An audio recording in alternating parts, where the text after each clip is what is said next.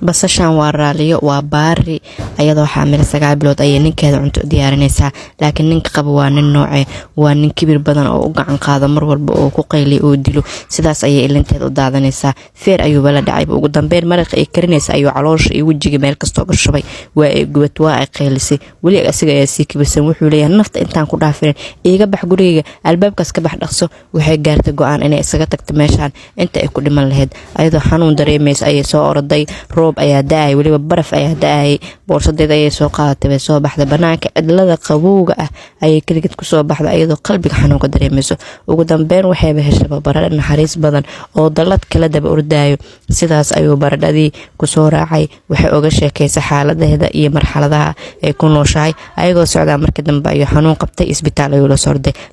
maxay noqon doontaa xaaladeeda talow maxaa la dhihi doonaa halkee ayay ku dambeysay aawis ninkii saan u galay la soco baarta tuufalo